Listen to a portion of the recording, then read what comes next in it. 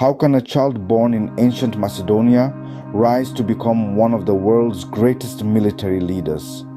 The story of Alexander the Great begins in 356 BCE. Picture a young boy growing up in Pella, the bustling capital of the Kingdom of Macedon. This boy, named Alexander, was the son of King Philip II and Queen Olympias, both of whom instilled in him a deep sense of ambition and destiny. From an early age, Alexander showed signs of brilliance and courage. Under the tutelage of the renowned philosopher Aristotle, he developed a keen intellect and a broad understanding of the world, from philosophy to politics, from arts to sciences. Meanwhile, his military training under his father's watchful eye honed his strategic thinking and fighting skills. These formative years shaped Alexander not just as a king, but as a conqueror. The stage was set for a young king to rise, following the assassination of his father in 336 BCE. Alexander's journey, filled with triumphs and trials, was about to begin. With his father's throne now his, Alexander set his sights on a larger prize, Greece. His ascension to power was not without its challenges, but Alexander was resolute. He moved with a swiftness that was both strategic and relentless, aiming to consolidate his power in Greece. Rebellious city-states posed a formidable opposition, yet Alexander was undeterred. He subdued these city-states one by one, his military prowess evident in his successful campaigns. His victories were not just about territorial acquisition, they were a show of force, a demonstration of Macedonian might that sent a clear message to all of Greece and beyond. While the Greeks were known for their love of freedom and democracy, Alexander's dominance over the Greek peninsula marked a dramatic shift in power dynamics. The Macedonian hegemony was firmly established, and it was clear that Alexander was a force to be reckoned with. With Greece under his control, Alexander looked eastward to the mighty Persian Empire. In 334 BCE, Alexander crossed the Hellespont into Asia Minor, igniting a war that would shake the world. With an army of approximately 40,000 men, Alexander the Great embarked on an audacious invasion of the Persian Empire, a superpower of the time. His first significant encounter with the Persian forces occurred at the Battle of Granicus. This battle was a test of Alexander's military genius and the fighting prowess of his Macedonian phalanx. With a brilliant flanking maneuver, he managed to overcome the Persian forces, marking his first significant victory on Persian soil. But the conquest was far from over. The Battle of Issus followed in late 333 BCE. Here, the Persian king Darius III himself commanded the forces. Despite being severely outnumbered, Alexander displayed exceptional strategic acumen. He exploited the terrain to neutralize the Persian numerical advantage, and in a daring move, he charged directly for Darius, causing a panic in the Persian ranks that led to a disorderly retreat. Then came the Battle of Gaugamela in 331 BCE, arguably the most significant confrontation between Alexander and Darius. Darius had chosen a flat, open plain where he could deploy his superior numbers effectively. But Alexander, ever the tactician, used a staggered attack strategy that disrupted the Persian lines. In the chaos, he found a gap, punched through, and made a beeline for Darius. The Persian king once again fled the battlefield, leaving his army to crumble. These victories were not just military triumphs, but also psychological ones. They shattered the aura of Persian invincibility and boosted the morale of Alexander's forces. The Macedonians, once considered underdogs, were now the feared conquerors. With the Persian forces in disarray and their king in retreat, the path lay open for Alexander to march deeper into Persian territory. City after city surrendered or fell.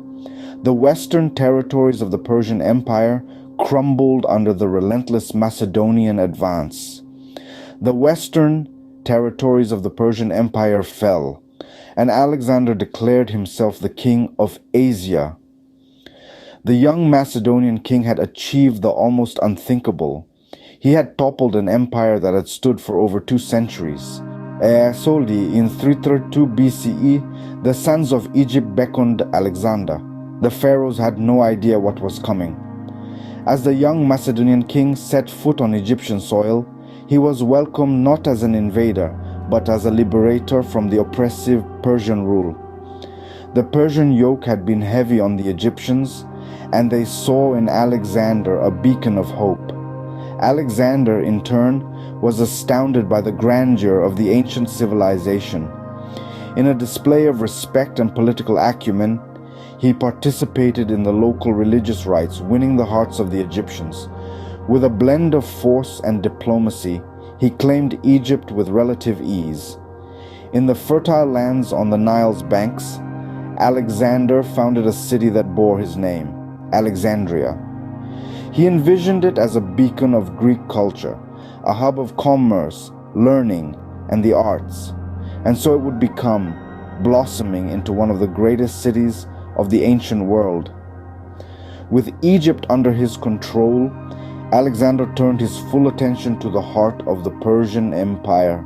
The Persian capital, Persepolis, fell to Alexander in 330 BCE, marking the end of an era.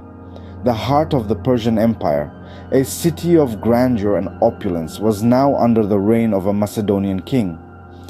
Alexander's military genius had outmatched the Persian forces, leading to this pivotal moment in history. With the fall of Persepolis, the Persian Empire was on its knees. The once mighty empire that had stretched from Egypt to India was now fragmented and leaderless. The Persian king Darius III was on the run. Alexander, relentless in his pursuit, chased him deep into the eastern provinces of the shattered empire. However, it wasn't Alexander's sword that ended Darius's reign. In a twist of fate, the last Persian king was assassinated by one of his own, a satrap named Bessus. The motives behind the assassination remain shrouded in mystery, but the result was clear. The Persian Empire without a monarch was now ripe for the taking. Alexander, upon hearing of Darius's death, gave the fallen king a royal funeral. The king of Macedon was now the king of Asia. He continued his march, claiming the remaining territories of the Persian Empire. City after city, region after region, all bowed to the might of Alexander. But conquering the Persian Empire was not the end of Alexander's ambition. His eyes were set on the lands beyond Persia.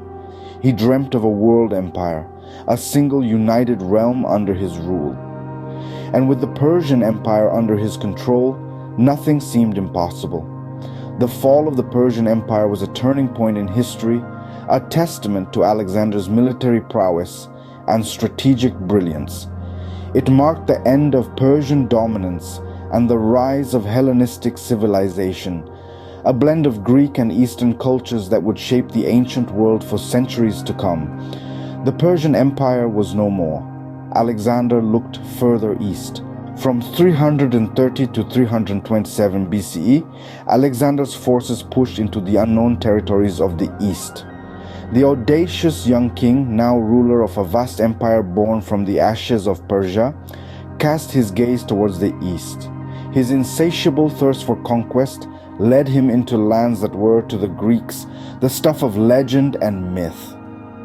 Undeterred by the unfamiliar terrain, Alexander's army marched on, making their way into the heartlands of modern-day Afghanistan, Pakistan, and India. One of the most significant encounters of this eastern campaign was the Battle of the Hydaspes in 326 BCE. Here, Alexander faced King Porus, a formidable adversary whose forces presented a stern challenge. Yet, in the grand tradition of his previous exploits, Alexander prevailed. This victory, however, marked a turning point. His weary soldiers, having marched thousands of miles and fought countless battles, yearned for their homeland. Reluctantly, Alexander agreed to turn back. In 323 BCE, Alexander and his forces returned to Babylon, the jewel of his empire. He had plans for further campaigns, dreams of extending his dominion even further. Yet fate had other plans. Alexander fell ill and, in a twist as sudden as it was tragic, died at the age of just 32. The cause of his death remains a mystery to this day. Some suggest malaria, others poisoning. It could have been a combination of factors. Alexander's untimely demise triggered a period of turmoil and conflict known as the Wars of the Diadochi. His generals, the men who had fought by his side and shared in his victories, now turned on each other. Each sought to claim a piece of the vast empire that Alexander had built, an empire that now lacked a clear leader. At the age of 32, Alexander the Great's journey ended, but his legacy, that was just beginning. His conquests reshaped the world, spreading Greek culture and laying the groundwork for future empires. His story, from his audacious campaigns to his sudden death, continues to captivate us, a testament to the enduring power of his legend.